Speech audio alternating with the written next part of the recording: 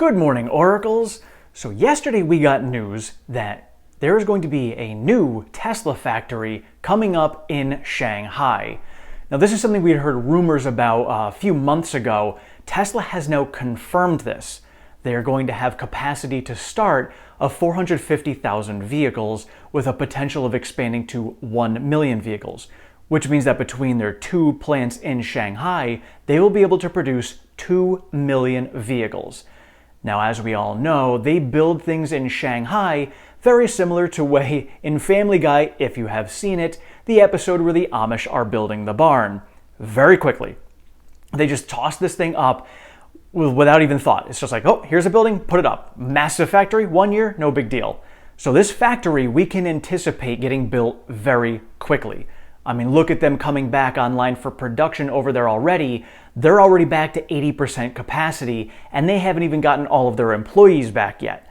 So just wait till they get all their employees back. I have no doubt they will be able to make up this lost ground from being closed for a month within due time.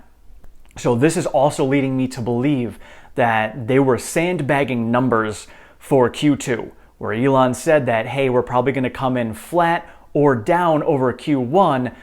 I have a strong feeling they're going to be beating Q2 numbers. We don't even have much information coming out of Berlin and Austin.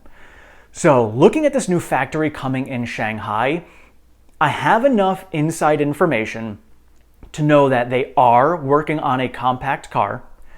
We know that Shanghai has said that they do want to be the place where they can design and build their own vehicle. This is going to be the compact car. So this compact car is going to be coming out of this factory most likely. So I'm going to say that we're probably going to hear news about the compact car coming sometime in 2023, with the factory coming online late 2023. Production for the compact car probably starting either end of 2023 or 2024. Now again, this information is still speculative. I have no proof from Tesla at all that this is actually going to happen. This is me just putting together pieces of the puzzle from information that I have gotten over the last 6 months, telling me that this is the direction that we are moving, and putting the timeline in place based upon if they're going to start building the factory soon. They'll probably have the factory built within a year, and then they can start production afterwards. Now, they are going to have Model 3 and Model Y also getting produced out of this factory. So, there could be a lot of different lines going on there. I don't know what they're going to start with. Maybe they start with the Model Y and then put the compact car in. Maybe they start with the compact car and then move the Model Y in. We'll see how this goes. And then don't forget, we do have the robotaxi that's going to be coming in 2024. So perhaps this factory is also going to be building the robotaxi. Rumor on the robotaxi is that it's going to be a 6-seater, and I thought initially it was going to be one of those cars, futuristic with sliding doors. And then somebody in the comments made a great point. That's not the way Tesla does things. The way Tesla does things is they take the form factor they already have and simplify it and make it better. So chances are they'll probably take a Model Y and they're just going to remove the steering wheel, remove the pedals, put another 6th seat in the middle, and they're done. And that's it. And they're going to have a Model Y or a Model 3 be the robotaxi. Makes perfect sense. So my thoughts of this grandiose, nice, futuristic vehicle probably aren't the reality. Why would they spend all this extra money on a robotaxi like that when they can just take the current form factor they have, remove some parts, which is what Elon says is the best part is no part, and just remove those extra parts from this vehicle and then pump out robotaxis that way. And now we also did get the news yesterday that the annual meeting is going to be held on August 4th. And so it seems like, judging by some of the information that we got, we might actually see the proxy come probably in a month from now, probably sometime in the beginning of June. It looks like in order to vote at the shareholder meeting, you're going to need to be a shareholder as of June 6th. So if you have shares now and you're holding them through June 6th, you will be eligible to vote in the shareholder meeting. And now at this meeting, this is when we will have the opportunity to vote on the issuance of more shares to allow for a stock split. Now, when we get the proxy, we will probably get the information in that proxy to determine how many shares they are looking for. I don't know if they're going to give us the specific ratio for what they're looking for a split.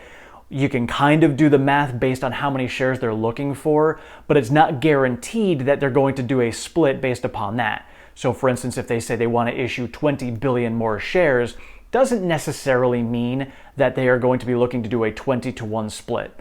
It could be a good assumption, but it's not guaranteed. And now the split ratio could be important if Tesla is looking to get included into the Dow. So looking at it, there's usually not any automotive companies in there. GM was kicked out of the Dow in 2009 when they filed for bankruptcy. So looking back at history, it's a lot of large manufacturers, and obviously they have to be US-based companies. But it's usually just 30 stocks that some random people pick as the leaders of the economy. So looking at where Tesla's price is now, it is too high. Many of the stocks that are in the Dow are around that $200 mark. So if Tesla did, at the current valuation, a 5-to-1 split, that would bring it down to right around $200, which would make sense to include it. But if we are going to tie in a potential run-up into the split and then a strong finish to the year, a 5-to-1 might not be enough to bring it down, because we might bring it down and the stock could maybe run up to $300-400 after the split, and with news going into the end of the year.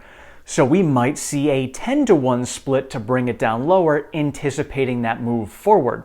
Or maybe if Tesla wants to stay in there and not do as many splits as often, they could go with a 20-to-1.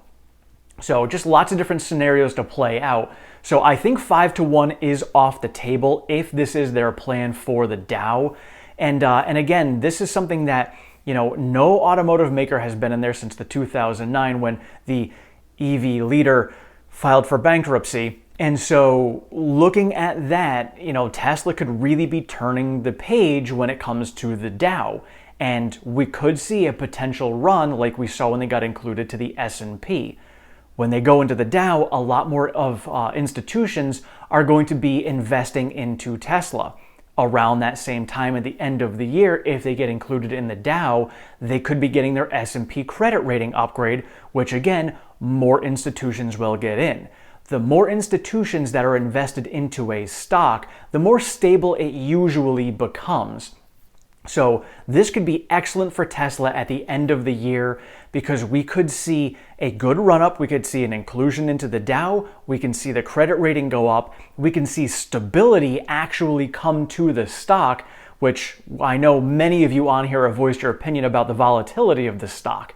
So if we can get it to be more stable, that could also encourage more retail investors to get in who have been skittish on it because of the volatility. And then you take all of these pieces and add on to the fact that with a split, there's going to be a lot more people who are going to take advantage of options to be able to move the stock up even more. We can see a massive run into the end of this year. Now again, this is all just speculation, but I'm just putting these puzzle pieces together as to what I see could potentially play out. So that is a bullish scenario that all of these things play out. We may get a 5-to-1 split. We may not get inclusion into the Dow. We may get the S&P saying that they're not going to raise the credit rating.